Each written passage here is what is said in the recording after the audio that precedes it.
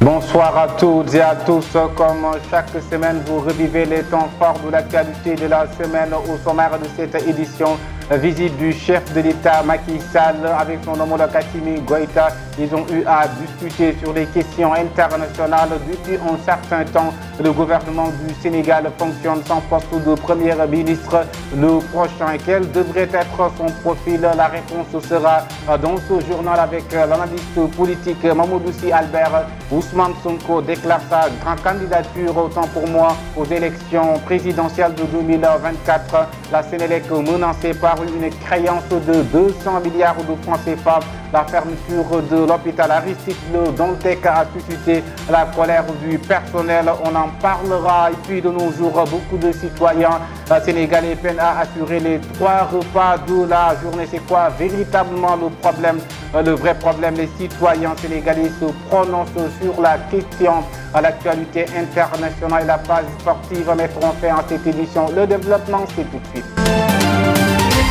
Bonsoir à toutes et à tous. Démarrons avec le tout nouveau député MPR, les serviteurs Pape Djibril Fall. Lors d'un point de presse hier dans l'après-midi, a tenu à réaffirmer son ancrage au sein de l'opposition parlementaire. Il a affirmé également être prêt à bâtir un Sénégal meilleur à travers cette 14e législature, tout en précisant qu'il n'est ni dans l'opposition ni dans la coalition Benno Bokk Yakaar. Je vous propose de suivre Pape Djibril Fall.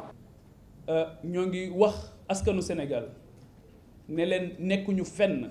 Nous disons ici à tous les Sénégalais, nous ne faisons partie d'aucune coalition, excepté l'opposition, laquelle, vous savez, personne ne peut influencer ni manipuler, à plus forte raison l'acheter. C'est une opposition forte, intelligente, progressiste et amoureuse du Sénégal. C'est pas un destin personnel qui nous envoie à l'Assemblée nationale, c'est bien bâtir le Sénégal que nous sommes à l'Assemblée nationale. Voilà pourquoi l'Afrique est en retard. Les gens s'intéressent au nombre de mandats plutôt que le contenu du mandat. Qu'est-ce qu'on en fait? Nous, ce qui nous intéresse, c'est ce qu'on va faire du mandat. Voilà notre position aujourd'hui. Côté du peuple, la vérité. La coalition Yewwi Askan Wi est prête à former 3 groupes parlementaires à l'Assemblée nationale selon les informations du quotidien LAS.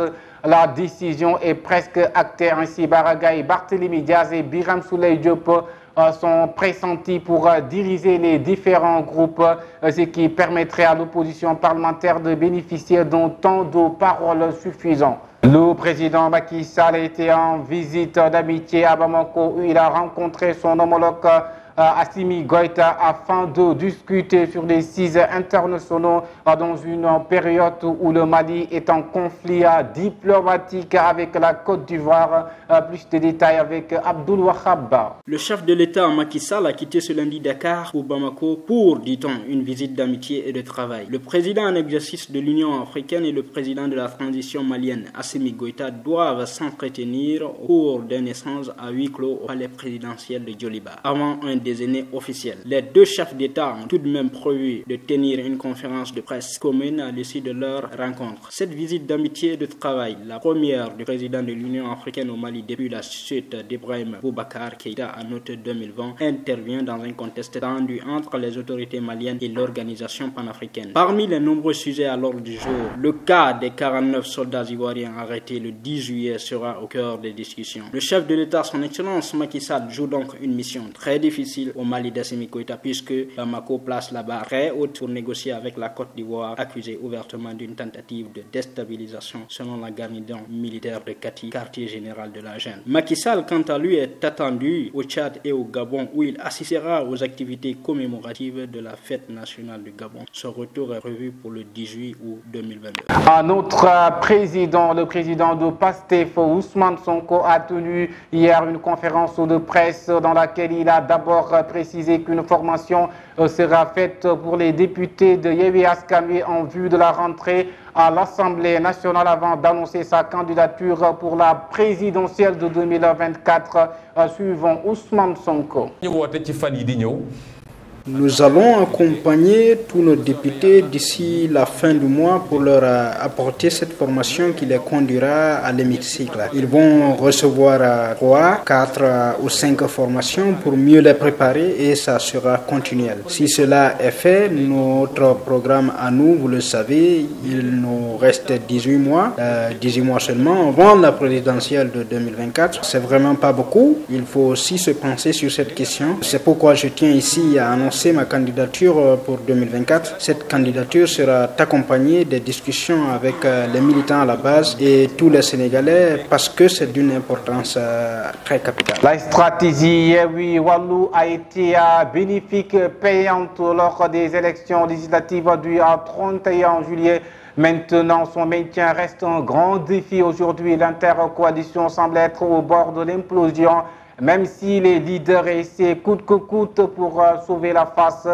Plus de détails avec Oumou Kalsoum Diallo. L'intercoalition Yewwi Wallu ou PDE comprenait par là plan Déthié Fall qui a signé une percée significative lors des précédentes législatives du 31 juillet 2022 avec un total de 80 députés, tant tout droit vers l'implosion. Un responsable a déjà admis à Sénéweb que les problèmes commencent pour l'intercoalition sans entrer dans les détails. Mais il nous revient qu'en dépit pour des parleurs qui se poursuivent sur la posture à adopter dans la nouvelle législature. Des voix discordantes se sont élevées en interne, revendiquant divers groupes parlementaires. Des bruits internes qui auraient ailleurs poussé le pape du SOPI, Maître Abdoulaye Wade, à calmer le jeu. Nous ne devons pas nous laisser divertir par des personnes qui cherchent à nous désunir pour casser ce formidable élan et la nouvelle dynamique législative du 31 juillet 2022 a été décrite dans une lettre Yewwi Askan Wi du soir des élections adressée mercredi à ses militants et sympathisants. Même s'il est encore possible de sauver la face au niveau de l'hémicycle, le compagnonnage va subir un sacré coup en 2024. Ainsi, lors de cette élection présidentielle, l'intercoalition se retrouvera inéluctablement avec 2 voire 3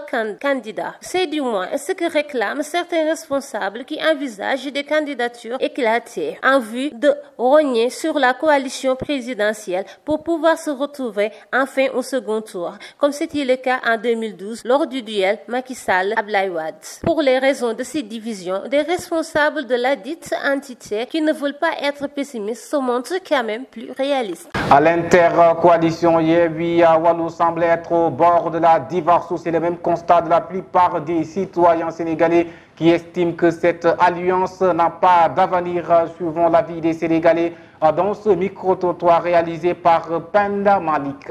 Oui, d'accord. Moi, je pense que c'est de la spéculation politique et politicienne. C'est normal, puisque qu'il y ait séparation entre ces deux coalitions, ça arrange une autre coalition ou d'autres coalitions. Donc les gens vont forcément alimenter le débat là, et mieux même, ils vont agir pour qu'il en soit ainsi. Mais en tout état de cause, ces deux coalitions qui ont décidé de se mettre en intercoalition, qui à un moment donné, par rapport à leurs ambitions politiques, vont devoir se séparer par rapport à des ambitions politiques.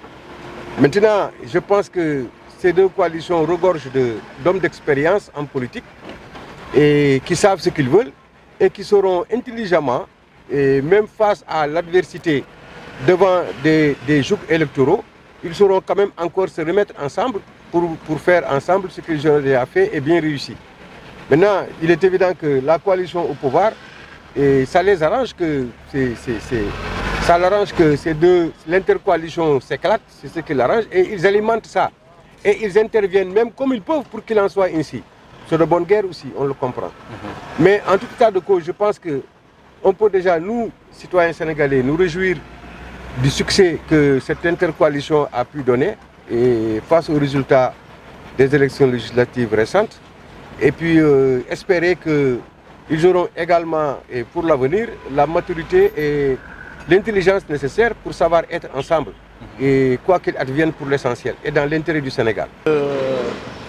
Les deux coalitions Yewwi et Wallu, moi je ne crois pas que ça là, va continuer. Donc, parce que tu sais, ici au Sénégal, la politique, donc on sait que avec les coalitions là, parce que souvent on le voit ici au Sénégal, parce que souvent les gens partent ensemble, mais en finale, donc, ils vont se séparer quoi, en fait. Ils vont se séparer. Ils vont se séparer. Parce que Yewwi et Wallu, c'est pas la même, c'est pas les mêmes idées, quoi. Parce que Yewwi, c'est une coalition, nouvelle coalition qui peut avancer le Sénégal. Mais Wallu, ils ont déjà géré le pays.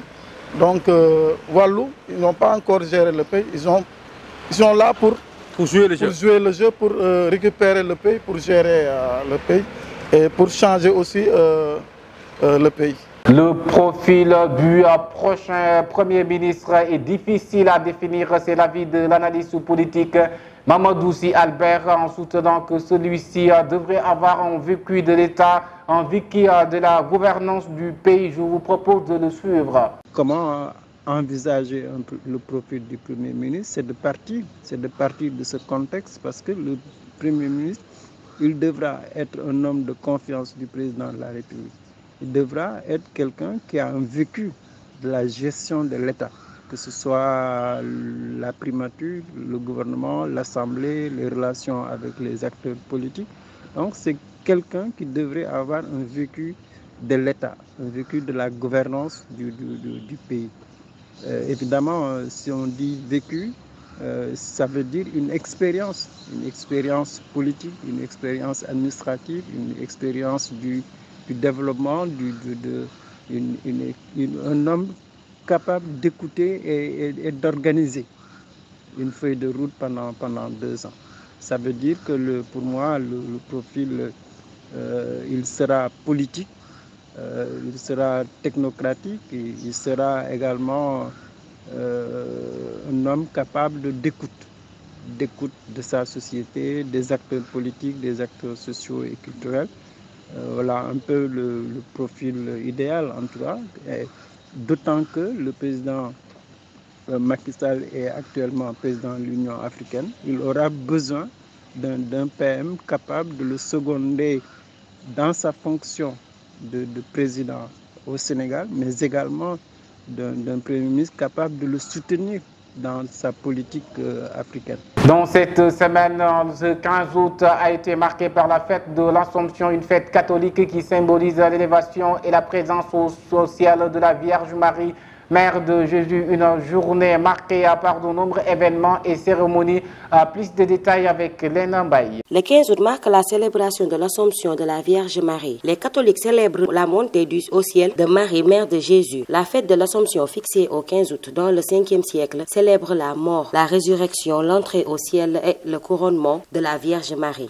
Pour rappel, l'Assomption est un mot latin qui signifie enlever et non ascension, c'est-à-dire monter selon pape Benoît Grière, supérieur général des Assomptionnistes. Pour rappeler que Marie fut enlevée au ciel en corps et en âme en vertu d'un privilège particulier. Au début du 8e siècle, cette fête s'enrichit d'un office de la veille au soir. Par exemple, en France, l'Assomption a été solennisée à partir du vœu de Louis XIII en 1638, puisqu'il a consacré le pays à Marie. Dans l'Église universelle, cette fête se déploie avec la proclamation du dogme de l'Assomption de la Vierge Marie par le pape Pie XII en 1950. Toujours dans cette journée, Abbé Alphonse Ndouré est revenu sur l'importance de cette journée. Je vous propose de le suivre.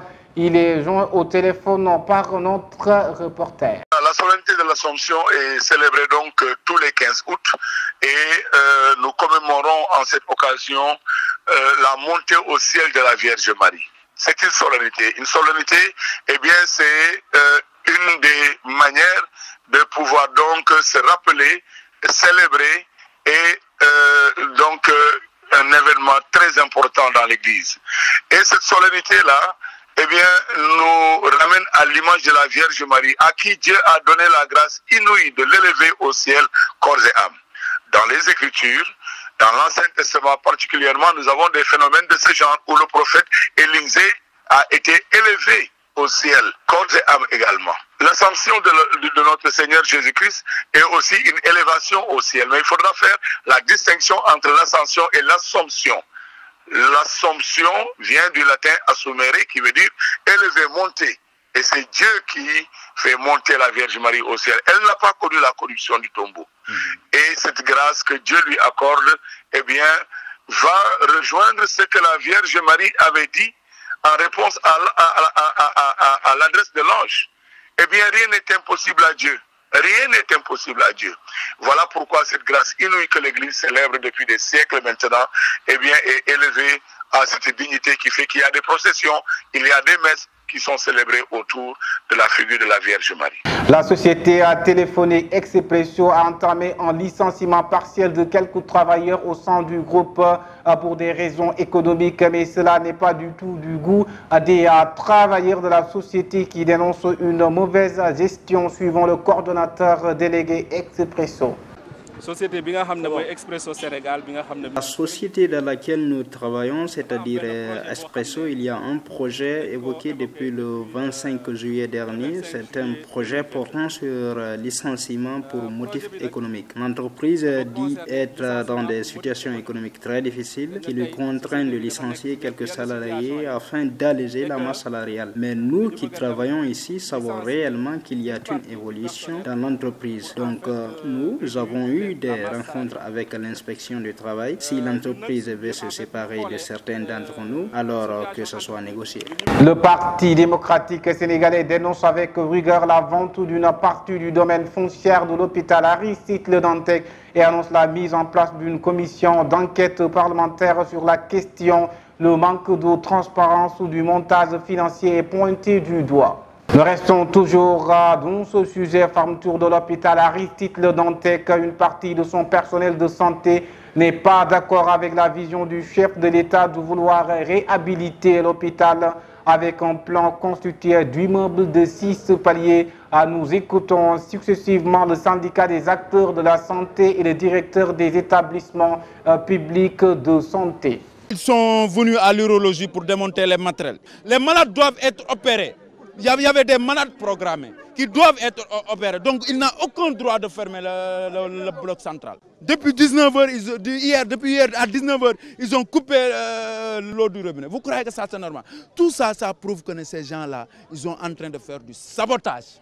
C'est du sabotage. Et puis au moment où je parle, le sort du personnel, ce n'est pas réglé. Hein? Le sort du personnel n'est pas réglé. Et maintenant, ils veulent sortir les matériels sans autorisation. Nous ne l'accepterons pas et nous ferons face. En fait, je pense qu'il y a eu quand même un déficit de communication parce que le ministère a pris les devants et toutes les dispositions. Et je voudrais vous dire qu'il y a non seulement un centre d'appel qui va se charger d'assurer la régulation et l'orientation, ainsi les conseils à tous ces malades. Mais au-delà, nous avons le SAMU national. Et ce service d'aide médicale d'urgence va concourir au déplacement et à la régulation de tous les patients qui sont au niveau de Dantec.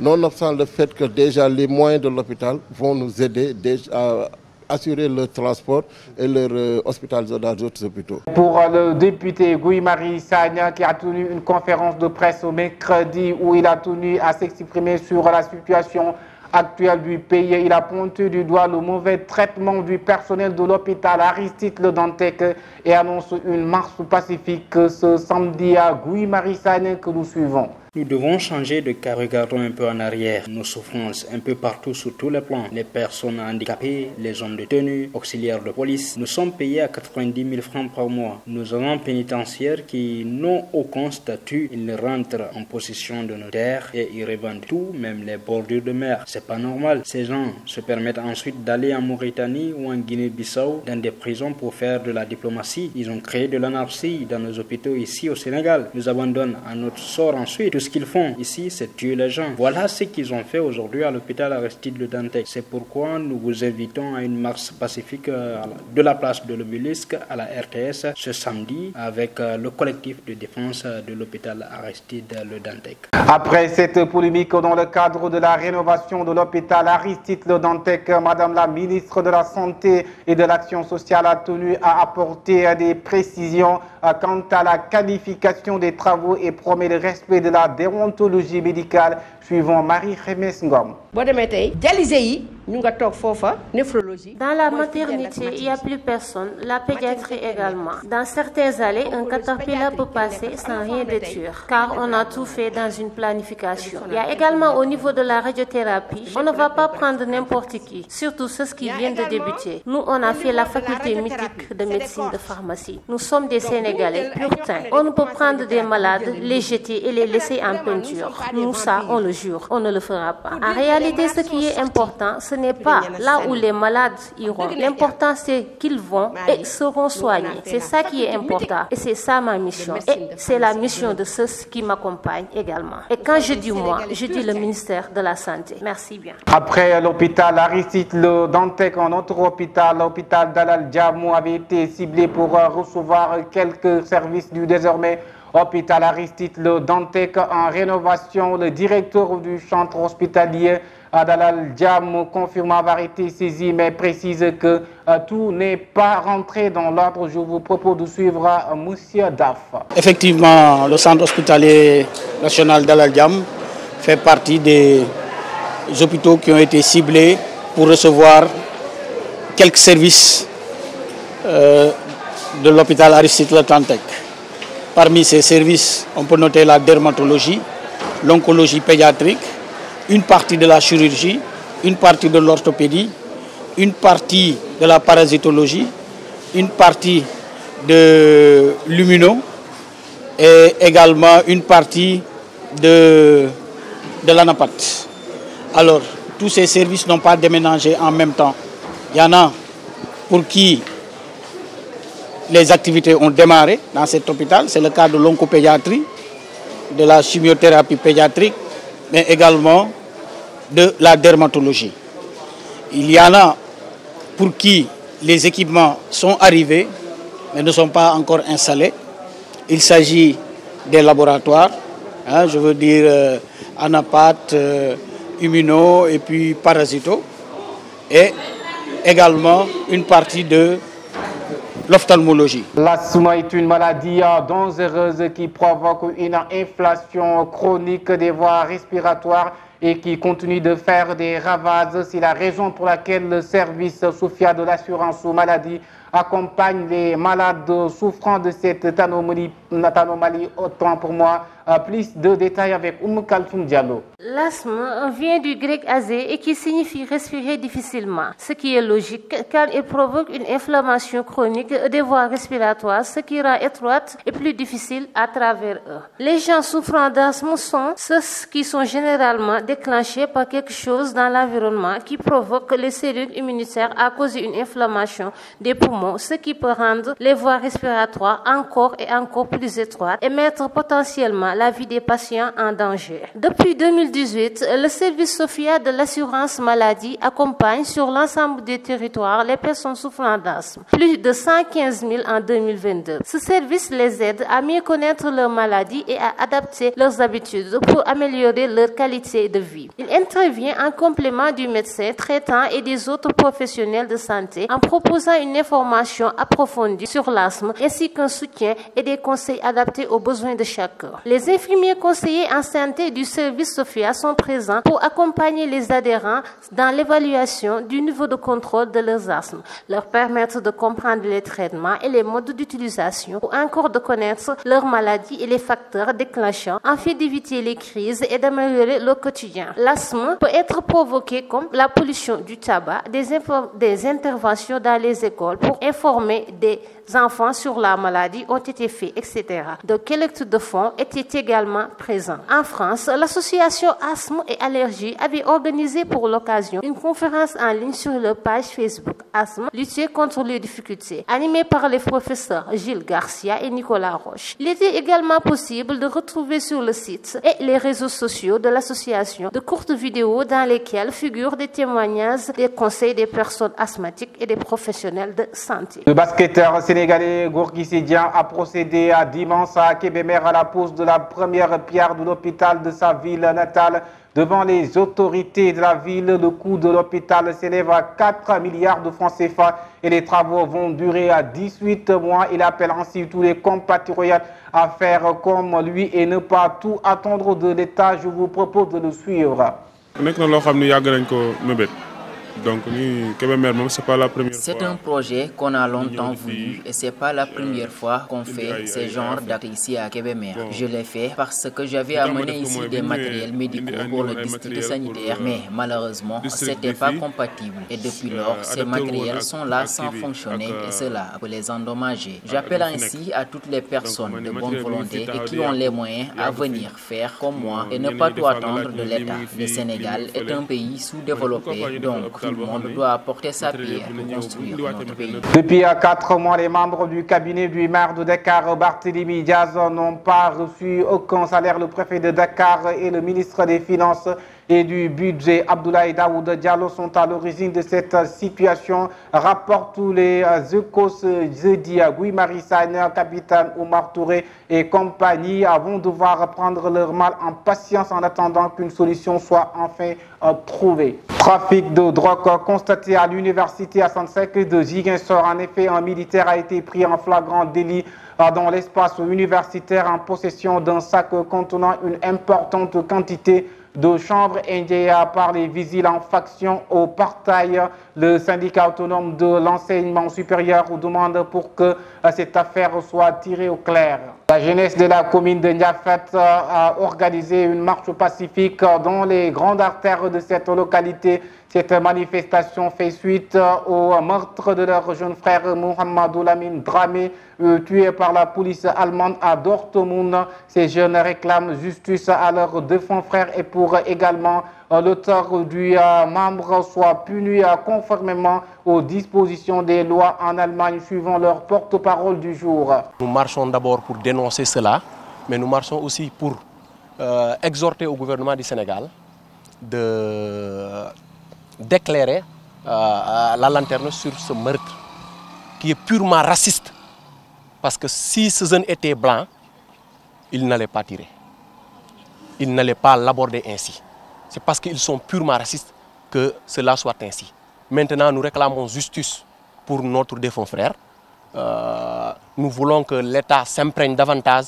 Nous savons qu'il y a des tractations qui sont en train d'être faites, mais nous voulons qu'il s'imprègne davantage, qu'il s'engage davantage et que justice soit faite et que celui qui a causé ce tort soit puni par la loi. La Sénélec est menacée par une créance de 200 milliards de francs CFA par les producteurs privés indépendants et les banques informent Libération. Qu'en est-il exactement? Les détails avec Léna Mbaye.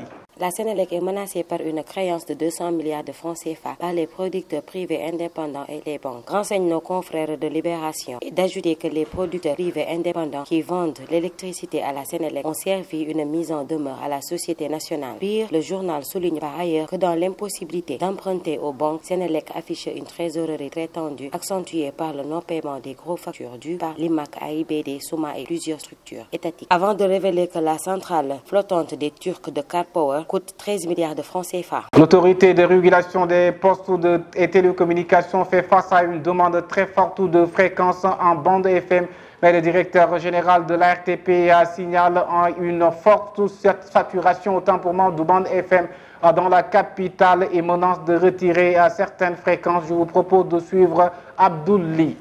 ARTP daaw defoon na benn campagne d'audit pour xam nit ñi nga xam ne jox nañ leen ay fréquences ndegam ñu ngi koy utiliser wala utiliser wuñ ko ñi nga xam ne jot nañ ci gis ñoo xamante ne utiliser wuñ ko nangu nañu fréquences yi te itam fréquence dafa di loo xamante ne buñ la ko joxee da nga ko war a utiliser de façon responsable duñ la jox fréquence nga ciy def loo xamante ne du yoon képp koo xam ne jox nañ dénk nañ la fréquence boo ko utiliser ci anam yoo xamante ne moom la réglementation bi permettre dañ koy nangu. Donc ARTP loolu yëpp il faut nit ñi xam ko loolu moo waral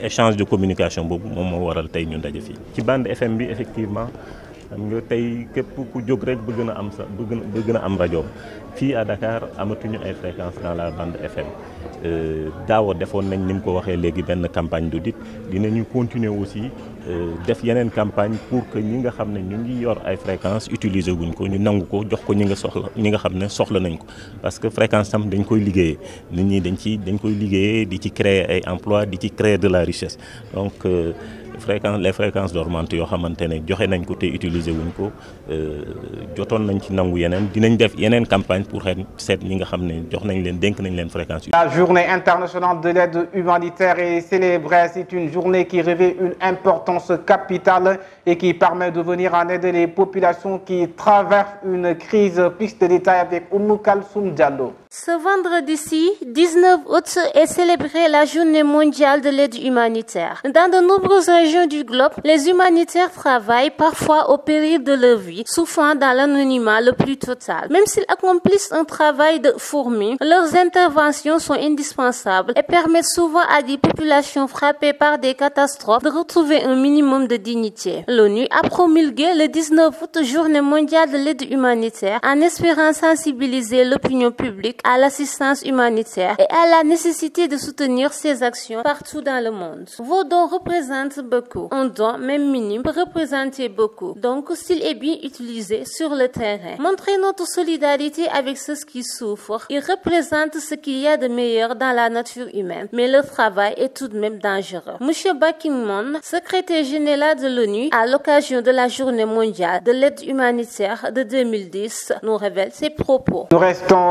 dans ce sujet. L'aide humanitaire est un acte très important sur le plan religieux, souligne Ibrahima Sy. Je vous propose de nous suivre. ndaxte dimbalante googu moo indi yàlla sunu borom wax ne na ngeen di joxe azaka ndax azaka ngir lan ngir que ñi nga xam ne amuñu woon wala seen loxo jot woon seen ginnaaw ñi mën a am ëllëg lu ñu suturluwee ba ñoom tamit sax ñi mën a dem ba joxe ndimbal ndaxte bu fekkente ni ñi am dañuy toog rek seen am léegi ñi am dañuy gën di am rek di dem ñi ñàkk yi tamit di gën di ñàkk kon vie bi kon du mën a équilibré wu comme il donc fu mu mën a équilibré wu dund gi mooy dimbalante mën a am équilibre am su ko defee ñu dund bu teey dund bu sell waaw gars yi effectivement ñi maytu di am rek pour ñoom kese wala amaana sax ñi koy yamale rek ci ku leen tagg ñi defal la ku leen taggul doo leen defaral parce que ku leen tagg ñi defaral la loolu dafay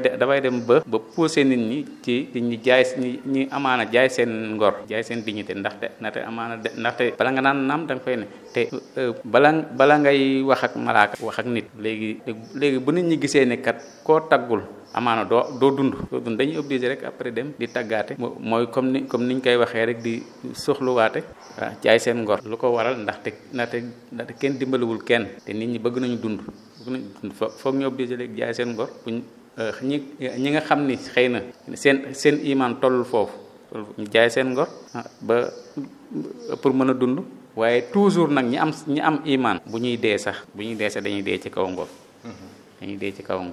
waaye duñu tàllal mukk loxo di ñaan kenn. Le mouvement des enseignants républicains ont tenu un point de presse dans lequel il remercie le président Macky Sall pour la réussite de l'année scolaire et demande à ce que le revalorisation soit continuelle sur tout le système éducatif. Je vous propose de suivre Maïmouna Nyankouma. Au mouvement national des enseignants républicains, le mouvement des enseignants républicains, à mon nom, nous félicitons le président de la République qui a tout mis en œuvre pour la réussite scolaire, notamment l'augmentation de salaire des enseignants, ce qui a contribué à l'amélioration de la qualité de l'enseignement. Si nous regardons le certificat, le taux de réussite est de 73,8%. Pour le baccalauréat, il est de 51,99% et pour le BFM, 70%, ce qui est à féliciter et ça dépasse largement les résultats de l'année dernière. Le président de la République, encore une fois, est à féliciter pour les investissements qu'il a mis dans l'enseignement, mais également on félicite les soldats de la CRE qui sont les enseignants pour leur volonté et leurs engagements qui nous a permis d'obtenir ces résultats. Et on tend la main à tous, afin que ce nouveau système concernant l'enseignement puisse continuer dans les années à venir et que les résultats soient à l'attente des investissements que l'État du Sénégal a mis dans le système éducatif. L'actualité internationale que nous démarrons au Cameroun, seuls 10% des étudiants de l'enseignement supérieur se destinent au métier d'ingénieur et technicien, un chiffre encore trop faible pour répondre au développement économique du pays alors que le continent est en pleine croissance autant pour moi et le besoin en ingénieurs va être de plus en plus important. Les Angolais sont appelés aux urnes pour les élections législatives le 24 août. Parmi les enjeux du scrutin, la situation économique après 5 ans de récession, l'Angola a renoué avec la croissance en 2021, mais le miracle promis par le président João Lourenço ne s'est pas produit. L'économie de ce pays pétrolier peine à se diversifier et le chômage est au plus haut. Les îles Salomon ont obtenu de la Chine un prêt de 66 millions de dollars pour financer la construction de 161 tours de télécommunications dans le pays par le géant Huawei, a annoncé le gouvernement de l'État Pacifique. Cet accord constitue le premier financement vécu de Pékin par les îles Salomon depuis la signature d'un pacte de sécurité opaque entre les deux pays en avril 2022 après les liens diplomatiques avec Taïwan. En Allemagne, il y a la flambée des prix avec la dépendance au gaz russe. C'est pourquoi le gouvernement a décidé temporairement la TVA sur le gaz de 19% à 7% pour aider les consommateurs face à la flambée des prix déclenchée par la guerre en Ukraine, a annoncé jeudi le chancelier Olaf Scholz. Le pays dépendant du gaz russe et peine à s'adapter à la baisse de livraison et craint des pénuries cet hiver. Au Royaume-Uni, le réseau de transport public de Londres est pratiquement paralysé en raison d'un appel à la grève à l'appui de revendications portant sur les salaires et les conditions de travail. Ceci a entraîné un nouvel épisode de la série de mouvements sociaux qui agitent le pays depuis le début de l'été, alors qu'une inflation à 2 chiffres sape le pouvoir britannique, précise Bénédicte Pavio, correspondante de France 24 à Londres. Maintenant, place à la page sportive. Une folle rumeur a agité le football allemand hier. Cristiano Ronaldo veut bien s'engager en faveur du Borussia Dortmund. C'est en tout cas l'information rapportée par Bild Zeitung. Désire de quitter Manchester United et de jouer la Ligue des Champions. L'attaquant portugais aurait jeté son dévolu sur le Borussia. Son agent Jorge Mendes aurait même directement contacté les dirigeants du club allemand. Mercato, le PSG refuse de résilier le contrat d'Idriss Gana Gueye. Le Sénégalais pourrait être le prochain indésirable à quitter le club parisien. Sauf qu'il y a un point bloquant. L'international sénégalais aimerait signer libre. C'est l'étoffe, ce qui lui garantirait accessoirement une belle prime à la signature. Sauf que Paris entend récolter autant pour moi une indemnité de transfert pour la dernière année du contrat du milieu de terrain. Basket, encore un test pour les Lions avant de quitter à Dakar, toujours dans le cadre de la préparation pour la 4e fenêtre des éliminatoires de la Coupe du Monde 2023. Les Lions du basket vont retrouver les requins bleus du Cap-Vert ce vendredi à 19h au stadium Marius Ndiaye. Pour rappel, le Sénégal avait remporté 89-72 mercredi dernier face au Cap-Vert. Grâce à l'appui de l'État du Sénégal, la radiodiffusion télévision nationale, la RTS, a accueilli les droits exclusifs de retransmission de la Coupe du Monde Qatar 2022 du 20 novembre au 18 décembre 2022 sur tout le territoire national sénégalais. Ainsi, les matchs en direct seront diffusés sur les supports TV de la RTS et la RTS2. C'est tout pour le journal de la semaine. Nous vous donnons rendez-vous la semaine prochaine sur la grande télévision, la Time for Africa TV, la télévision qui nous parle et qui vous parle quand c'est magnifique, c'est la Time for Africa.